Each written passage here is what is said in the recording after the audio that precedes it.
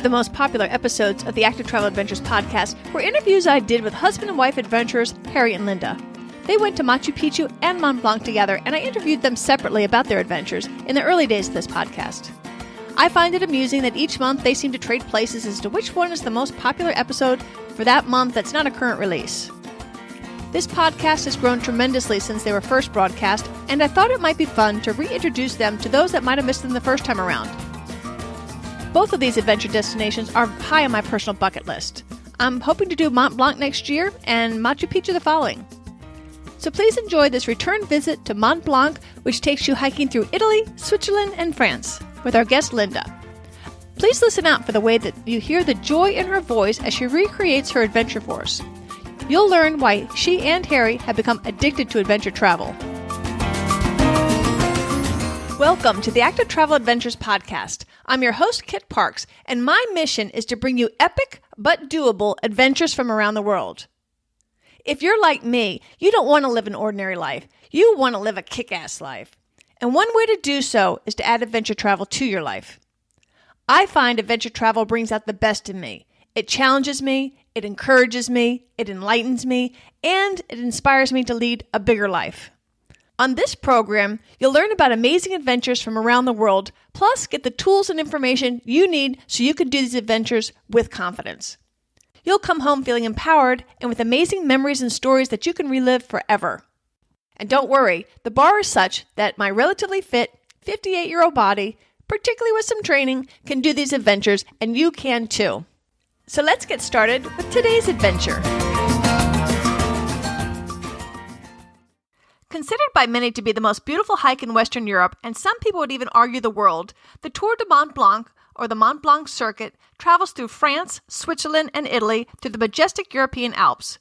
You're going to walk through 7 valleys, through cute little villages with various different cultures, different foods, and different languages, through forests and alpine meadows, while gazing up at massive granite peaks. You could be enjoying a gourmet French meal one night and then downing a fabulous Italian pasta the next. It generally takes 10 to 12 days to cover the entire 110-mile or 170-kilometer trail. Most folks hike it counterclockwise from Chamonix in France, so they can come upon the view of Mont Blanc from its most scenic vista. However, like we learned from episode 5 with Rosemary Burse, there are several advantages of hiking against the crowd. When you travel clockwise on this trail, you'll have the trail all to yourself in the morning, and you get to meet new people each day. This adventure is more difficult than most of the trips that we explore on the Active Travel Adventures podcast, but it's such a stunning trail with such epic beauty that I had to cover it for you. This is a trail that you must train for so that you can enjoy your hike rather than getting on-the-job training. There are some steep uphills and downhills, and you're going to be hiking 5 to 8 hours a day. However, if you're fit and you do train, you can do this hike. No mountain gets overly high. The highest is under 8,800 feet, which is 2,700 meters, so altitude sickness shouldn't be an issue. For the truly fit, you can even backpack this trail. However, it is possible to day hike it from one village to the next or one hut to the next. There's plenty of accommodations along the way, including the mountain huts that you can reserve, and then you can change dates if you need to, if you have to change your pace a little bit. Again, this is similar to the Swedish Kungsleden trail that we covered in episode 5. This is a trail you can plan on your own, or I've got a recommendation for a company that will affordably make the arrangements for you to do a self-guided hike. They'll transfer your main luggage every day, so all you have to do is bring your day pack. And that's a slightly shorter hike. Or you can do like our guest today did and have the grand guided all-inclusive tour that combines some kayaking and some biking along with a small guided group. One thing I love about this hike is you can truly make this your own hike. You can make it as short or as long as you'd like. You can do it on a dirt cheap budget. You can backpack it. You can go hut to hut. You can go to pension, a little bit step up. Or you can go to nicer hotels. So you can do the flexibility of both time and budget and get to witness some of the most beautiful scenery in all of Europe. So let's get started. Hey Linda, thanks for joining us. Could you please introduce yourself, maybe tell us your age and a little bit about yourself? My name is Linda Dickens. I am almost 64. We just moved to California 2 years ago to be closer to the kids, but we actually like it out here better than Florida because we're hikers and outdoors people, and we have loads of opportunity between Tahoe, Yosemite, we had Napa, San Francisco, so we live in an area where we can do a lot of outdoor activities. You recently did the famous Tour du Mont Blanc with your husband, and that's going to be our focus today. Can you give us a brief overview? So in June, we hooked up with Active Adventures for the second time. We did Peru with them 2 years ago. It was hiking the Mont Blanc circuit for 12 days. We loved Active Adventures for the first tour and decided to go again with them for this year. They do multi-activity, so you have mostly hiking, but you have usually kayaking and biking for a day or so, and then an extra day to do whatever you want. The trip was well organized. They have you well prepared. It was a reasonable price, we felt, for everything we've got. The tour leaders were always amazing. And the Mont Blanc, basically you went through Italy, Switzerland, and France. You hiked 8 to 12 miles a day, had great meals, and it lasted for 12 days with amazing people. And did you meet people from all over the world? Or tell us a little bit about the people that you traveled with. So this group was, the demographics was 58 to about 68. The majority from the West Coast, more so from Colorado, California, and there were 2 people from the East Coast. But they were all within those demographics. There was 2 couples, there were 4 solo women, there were a father and son, and then a couple of solo men. But very different from the Peru trip. This is what these demographics were. And everybody was basically the same activity level and was able to do everything that we did every day. And what kind of activity level would you, on a scale of 1 to 5, 5 being very difficult, not Everest difficult, but very difficult for an adventure, what would you put this at? I would say most of the days, other than, of course, the hiking wise, the kayaking was probably a 1 to 2.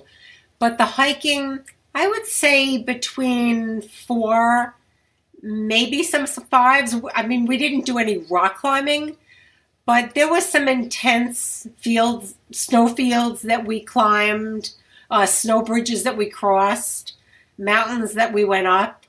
And it was 8 to 12 miles of hiking. You know, you broke for lunch, but they kept the pace even.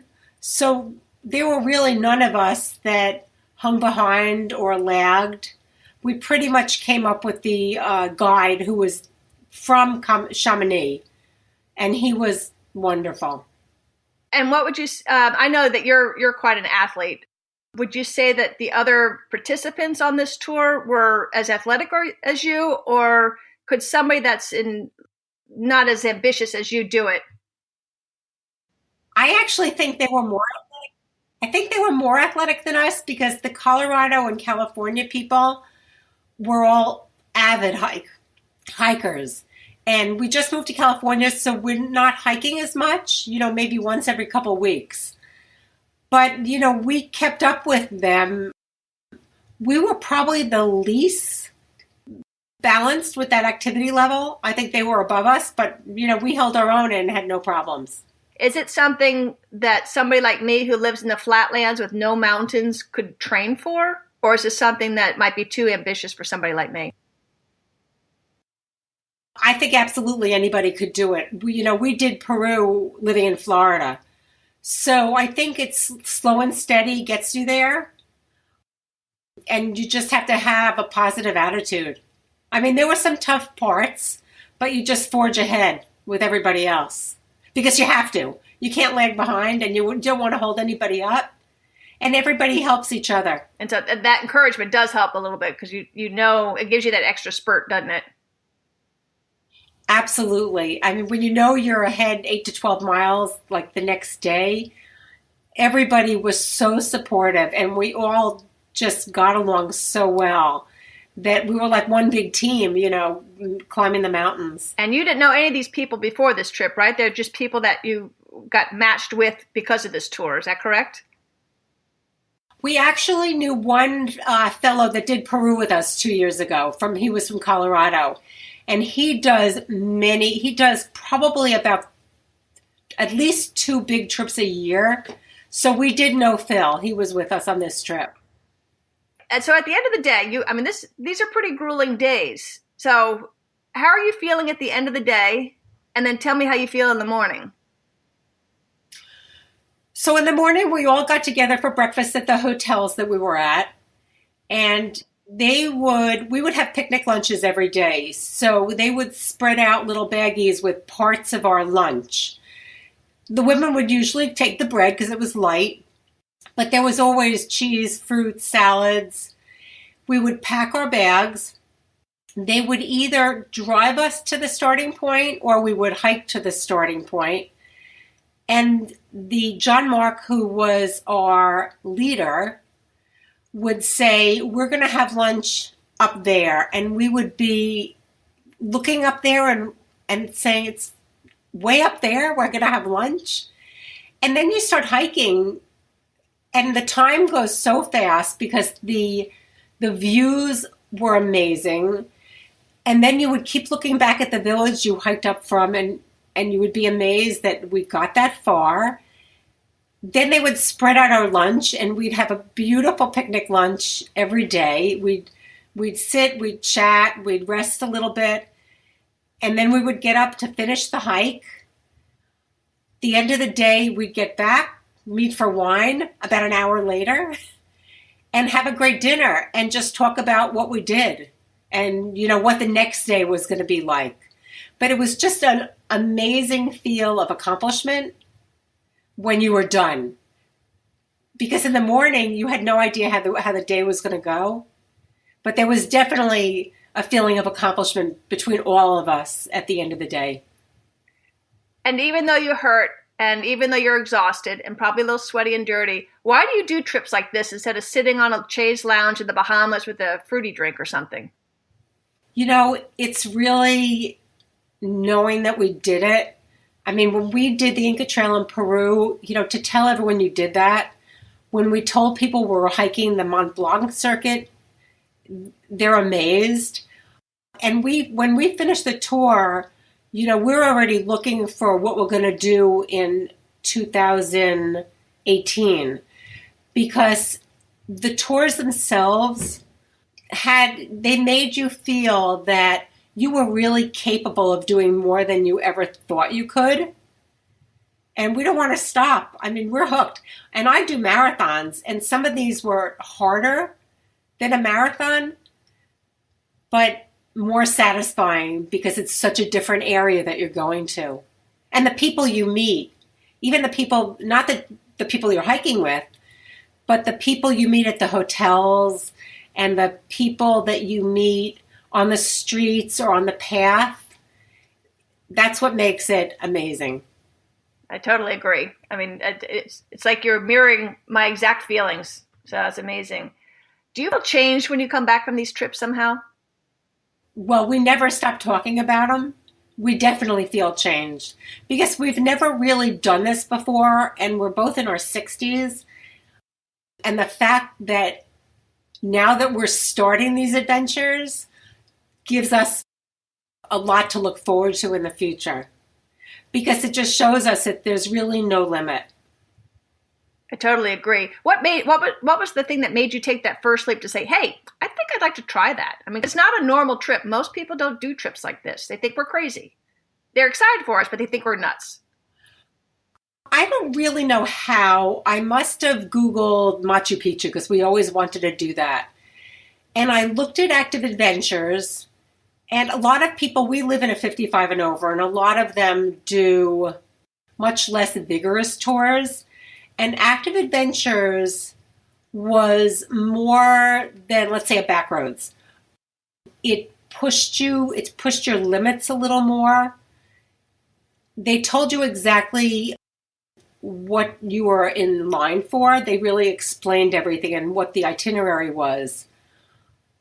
And they seemed, where they had the kayaking and the biking, we liked that mix, but we liked the hiking more. And a lot of them don't offer you as much hiking in a trip as we wanted. And they answered every question. They were always available to answer any more questions we have up until the day we left. And they were very supportive. So we would like to go on all of them. That's why we're planning the next active adventure trip. Do you have a place planned in mind? Well, we're thinking either New Zealand.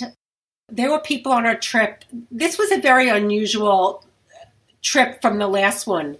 The last active adventure trip, only Phil had been on another one. This trip, we'd been on 2 of them. Everyone else, except one person, this was her first, had been on 3 to 5 active adventure trips. So some of them talked about, of course, New Zealand, Nepal. There was a girl there that did Nepal and was at the airport when they had the earthquake.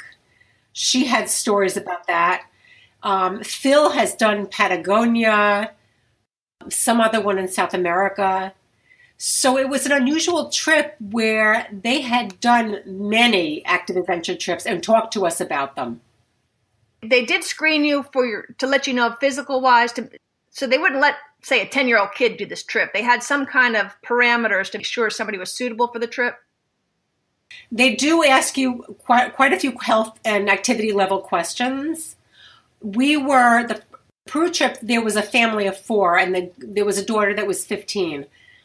I am not sure about the age parameters because there were probably a 10 or a 12-year-old could do this trip, and they do have some families, but they do ask you a lot of questions so they know where you fit in the trip. And they'll be very honest with you if they have any questions about if you'll be capable of it. They don't want anyone to have a bad trip.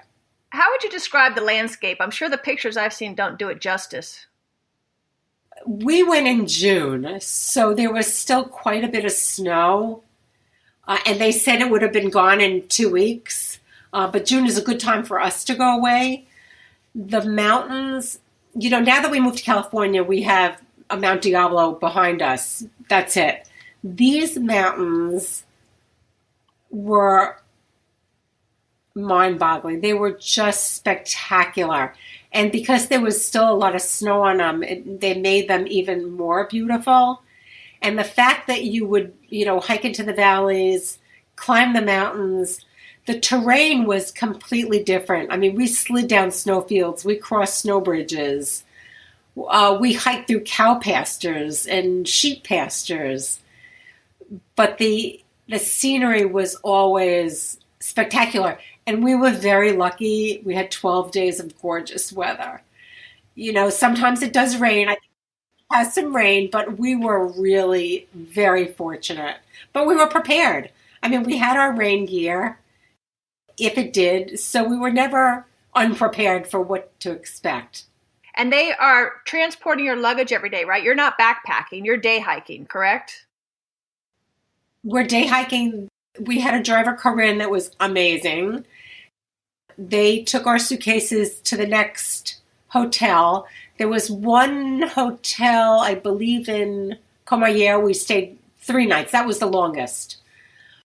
But she either picked us up if we had to get driven to the next hotel when we were done with our hiking, or we hiked to the hotel and then our luggage would be there. And they were amazing as far as transporting everything, getting all the lunch stuff together for the next day. We never had to worry about anything. And how about the dinner? She said the lunches were good. How are dinner? Dinners were great. I mean, we went to everything from pubs to the restaurants that had dinner. The last dinner, they really go all out.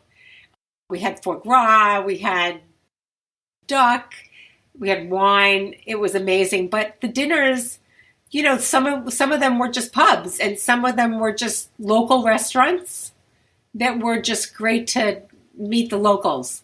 Any interaction with the local stick in mind mostly when you think, is there something like, oh, I really remember so-and-so from this pub, or somebody I met in the street asking directions? Do you have any local culture stories you could tell us? There was a dinner we had. One of the couples was having their 30th anniversary, and they ordered something where they cook for themselves, and it It was hot in the pub, and they decided they were going to cook all their food. So just having that hot plate on the table itself made everyone really hot. And we were just cackling. We were laughing because it took them a long time. Some of us moved to another table to have dessert, and the waitress was just hysterical watching a bunch of Americans just goofing around in the pub. So when we went back to, this is Chamonix, when we went back to Chamonix about 7 days later, we saw the hostess, we saw the same waitress sitting at a table with her friend eating lunch. And we went up, oh, how you doing? You know, of course she couldn't forget us. And she looked at us and all she could say was, are you still here? So that was great. But we also stayed at a very interesting hotel in Les Houches. And the caretaker was the granddaughter, had been in the family since the late 1800s. And we saw on the wall a paper that had a lot of Hebrew writing. And we're Jewish, so we asked her about it. Her grandmother had saved some Jews during the war. And one of the fellows that she saved had written a book about the story of her saving the Jews. She had gotten recognized years later. And I actually said to the owner, I'm going to order this book right now while we're here. Went on Amazon, and I said to her, the book's going to be waiting for me so I can read the story about your grandmother. And that was amazing. What an amazing story. Yeah, it was amazing. Do you have any particularly funny memory of something that happened while on the trip? Something that makes you laugh every time you think about it? They had a thing called a Freedom Cup. And it's this big stone cup with a top on it. And they put this liquor in it. And the liquor's on fire. And you have this saying, and I will find it when I do the recording, that you pass the cup, you take a sip, and it's really, the first time you do it, it's like, whoa. But you can't stop passing it around because it's bad luck until the liquor is all gone. So you'd say this thing, you know, health to you and peace, and then you would take a sip and pass it to the next person. And we finished it, and it was just a thought that we did it. But it's something that they do there for peace and friendship. And that was, I think, the second to last dinner we did it. I hope somebody took a photo or a video you can share. I will send you the photo of one of the girls drinking from it. Oh, did you have to use crampons or anything? Or is there anything technical? Or is this basic hiking if you know how to hike? Well, I asked them ahead of time. We took our sticks. Of course, we took our walking sticks with us to Peru. And I asked them ahead of time, do I need my walking sticks? And they didn't say emphatically yes. We took them anyway. And I said to them, you need to tell people they need to bring walking sticks because you really did need them on this trip. All of us had them. One girl actually didn't bring them, and they lent her one, which she used. But really just the walking sticks you would need.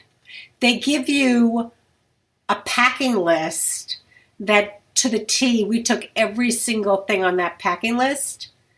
Not that we used everything. Thank God we didn't need rain gear. But they had everything you could possibly need during those 12 days. And I would say definitely just hiking sticks, no crampons.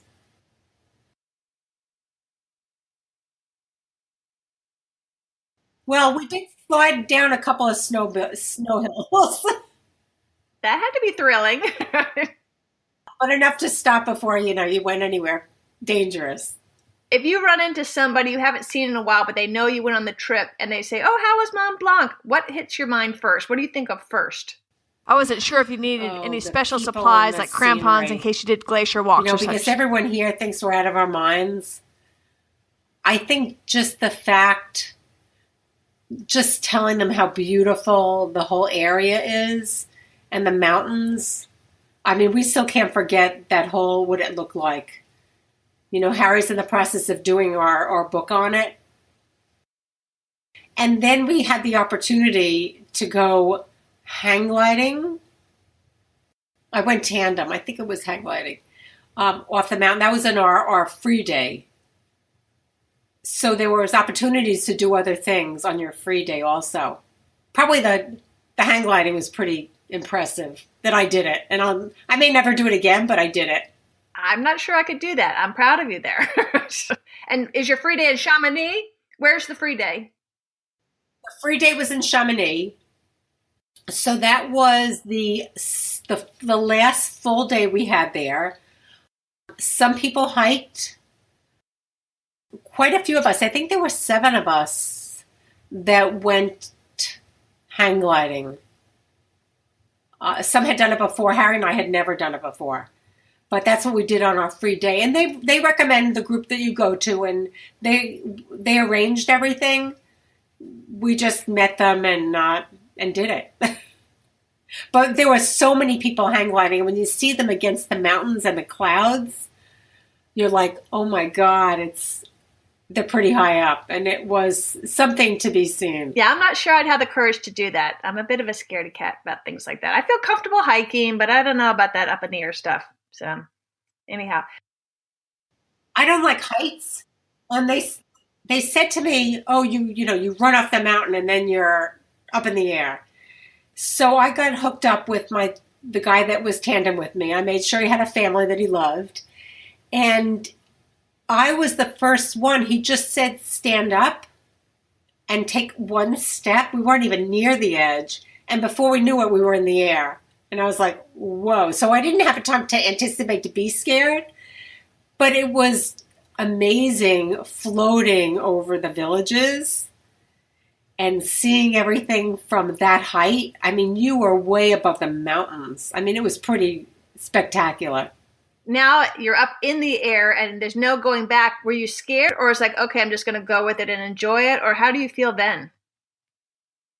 I wasn't really scared. He was wonderful and we were chatting it up, and my stomach got a little queasy while we were up there. And at that point he said to me, before I told him my stomach didn't feel well, he said, oh, do you like roller coasters? And I said, this is like not the good time to ask me that. Let's just float like we are now. But he was explaining everything. He actually let me steer a little bit. And then the landing was so easy. And then I watched Harry go next. There's one common theme I've found with the people I'm talking to is about how quickly you bond with the people you meet doing an adventure travel activity. Do you see that when you meet somebody, all of a sudden you just connect so quickly, or much quicker than you do back at home for some reason? Do you find that at all, or what's your experience with that? Absolutely. Absolutely. And Phil, you met in Peru. You weren't friends before Peru? The people we had, actually on both trips, but the people we had on this trip, we just bonded. There was one couple, the one that had their anniversary, we're planning to ski with them in Colorado. They were the kind of people that if you're near where they live or they want to come visit, you would just really have them over and be able to go visit them again or travel with again. We told Phil we were going on this, and he chose to come along with us, and we just had a great time with him again. So you really do form a bond, and you really get to know each other. You're together 24/7, really, other than sleeping. This is once again another example of that bonding I keep talking about, how you'll meet these people when you're adventure traveling, that the bonds are so quick and so deep that you end up traveling with people that you didn't know previous to that trip. This is how I've been traveling in the last couple of years. I'll meet somebody on one trip, and that arranges a next trip that I'm going. And I'll meet somebody on that trip, and then I'll end up joining them on yet another trip. And I keep calling it like this interwoven slinky that's gotten all tangled, because you get all these interconnected friendships, and it's so cool. Is there anything that I did not ask you that you wish that I had that you would like our listeners to know about the Tour du Mont Blanc? I just think they're very well organized. They're very clear with their itineraries. They're very clear with packing lists. They're very clear with costs. They're very clear screening people to see if this trip is good for them. They answer all your questions, especially when you're trying to pick which trip might be the best one to do. They have one to the Galapagos. They said, you may want to save that till you're older. They want to know what you're interested in seeing. I just think I would really recommend Active Adventures. We had nothing critical to say about them or negative to say about them. And the fact that all these other people, even the girl that was in the earthquake in Nepal with Active, never thought twice about not repeating another trip with them, really tells you something. Because she was there with them during a catastrophe. And she said they just handled it really well. And that says something to Active, to be able to respond to something like that that's so catastrophic that you're not expecting. I think the prices are fair. And the fact that, you do some kayaking and biking, but the majority is hiking, which is really what we wanted, as opposed to other trips that do hiking but may have, just as much biking or something else. Oh, and I wanted to ask you too, you had a local guide as well as an American guide, or how does that work? We had a local guide. He was amazing. He actually carried the torch when the Olympics were in Chamonix. He was amazing. I mean, he's done this all his life. Him and Corinne, who was the driver, were wonderful. We also have Andy, who was from Active Adventures, but pretty much the local guide did all the guiding and answered all our questions. I mean, Andy was great because he helped everyone with whatever they needed as far as questions regarding the trip. But the local guides, we had another guide in Peru that actually was hired, that is an Active Adventure group leader, who was also amazing. They're just respectful of the local people, as well as us, as well as anybody they run into, which says something about their character. There's a few more things I want to talk to you about the Mont Blanc. You may have heard that this glacier-covered mountain is the deadliest mountain in the Alps, and this is true. However, I want to emphasize that you're not actually hiking Mont Blanc, but you're actually hiking around in the mountain range and looking at it to see its majesty. Mont Blanc, at just under 16,000 feet or 4,800 meters, is about twice as tall as the mountains you'll be hiking on this tour. The Mont Blanc circuit is not a technical hike or a climb, but it's a walk. However, there are times that it's a difficult walk, so you really need to train for it. I'll put on the website how I would personally train for this hike. I'll put the details on the activetraveladventures.com website for this particular episode number 7. I think the key to training is just consistency. In a nutshell, I basically, at least twice a week, I'll use my backpack with a little bit of weight to get used to carrying some weight on my back. And then once a week, I'll do a little bit longer hike of like 2 to 3 hours. And I'll start that maybe 2. I try to do 3, but at least 2 months beforehand, I'll do that. But that's it in a nutshell. You'll find more notes on the website. Once a year, usually late summer, late August, early September, ultramarathoners run the trail in about 21 hours. So you want to make sure to find out when they're running so you can avoid them unless you want to go see them. But if you are going to be there on the day they're running, you want to make sure you book your accommodations in advance because everything's going to get booked. An interesting historical note is that in the late 1700s, Mont Blanc was finally climbed and created the sport of mountaineering. As part of the Mont Blanc massive mountain range, Mont Blanc is the highest point in Western Europe and the tallest in the EU. This beautiful region attracts over 6 million visitors per year. 20,000 alone just hiked the Mont Blanc Trail. To avoid snow, it's best to go in late June and finish up by early October. I would even say maybe make that a little bit earlier. I would try to finish by mid-September myself. That's not to say you're not going to have any snow, because mountains can always be unpredictable, but you're likely to have the best weather during this time frame. Remember, it can be chilly and even cold, even in the summer, often 40 to 60 degrees during the day, which is 5 to 15 degrees Celsius, and lower at nights. I would keep my thermal jacket and my rain gear with me at all times to be prepared for any sudden change of weather. The mountains can be unpredictable weather-wise. I would figure your pack weight to be somewhere around 20 pounds, about 9 kilograms. You might want to pick up a copy of my personal packing list at activetraveladventures.com. On this hike, you're going to be walking in several different ecosystems, from fields and pastures at the lower elevations to Arctic tundra and alpine meadows higher up. If you can, you want to allow some extra time to sightsee, as you're going to go through some really cool areas, especially Chamonix, which was the site of the first Winter Olympics in 1924. It has one of the oldest ski resorts in France, and it faces the north side of the Mont Blanc summit. I hope that you've enjoyed visiting Mont Blanc again. No wonder it's one of the most popular treks in Europe.